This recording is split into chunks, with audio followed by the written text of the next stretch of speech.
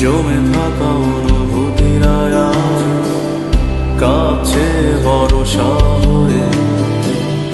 এপিটাপে রাজকন্যা তুমি, আমি পরাজিত